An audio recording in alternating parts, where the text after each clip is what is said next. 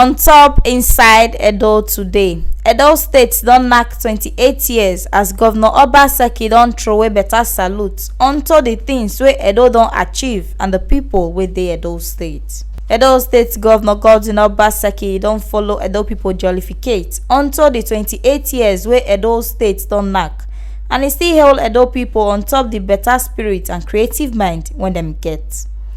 Obaseki tok say on behalf of Edo State government, im dey jollificate with all Edo people for dis ogbonge achievement, as wetin first be old Bende State na im don tanda as Edo and Delta states. He tok say with dis two states and how dem take dey grow, their people don get mind to choose their own destiny. He still tok say Edo State get different leaders wey don do plenty ogbonge things one by one for Edo, and na all dis one na im make Edo get strong foundation on top infrastructure, housing, education, healthcare, agriculture, and plenty other sectors. We can see Governor tok say since im administration resume office for 2016, dem don tok wetin dey their mind on top how dem go fit take bring ogbonge benefits of democracy come give Edo people.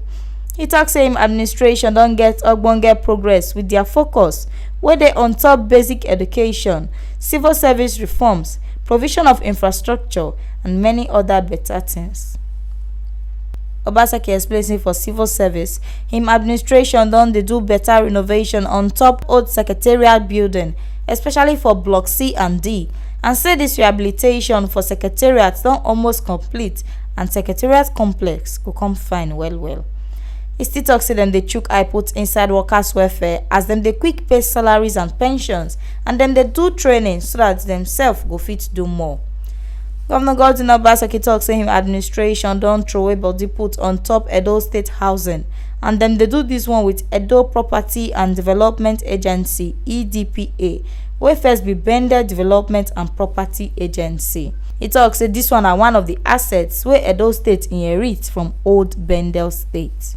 On top human capital development, Obaseki tok say Edo State government dey do ogbonge thing through Edo State Skills Development Agency, and dis one don create better opportunity for youths wey dey Edo State, and say dis one go help the promise wey im make to create 200,000 jobs for im first term for office.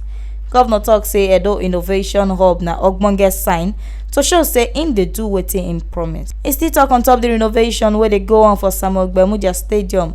He tok say dis one na ogbonge one, and na im dey tie our government dey join old Bende State, because Samuel Ogbemudia Stadium na gift from people wey be say na dem Naija found Bende State. Obaseki tok say Edo State don throway body put on top sports development for Edo, and dem do dis one with Edo State Sports Commission wey dey help grow youths dem wey get sports talent. On top the fight wey dey ground against human trafficking, Obaseki tok say Edo State na im dey number 1 as dem don dey give hope to almost 500 indigenes wey come back from Libya after many years wey dem don waste for there. He tok say Edo State government don set up Edo State Task Force Against Human Trafficking (ETAT) to fight human trafficking well, and say dem for no fit do all dis one without support from all Edo people, im party All Progressives Congress (APC), and royal fathers dem wey Omonoba Nedo Ukwu Akpolokpolo Oba Eware II na im dey lead dem, and plenty other development partners. Na here we see dis ogbonge update reach on top wetin shele for inside Edo today, as Edo State don knack 28 years wey im don take dey ground. Make una know say dis ogbonge update wey dey waka come meet una so na T Live Media na im carry am come give una. And to dey get more of this ogbonge tori, make una subscribe to our YouTube channel on top T Live Media TV. Make una comment and like all our videos. Make una still follow us for Facebook on top T Live Media.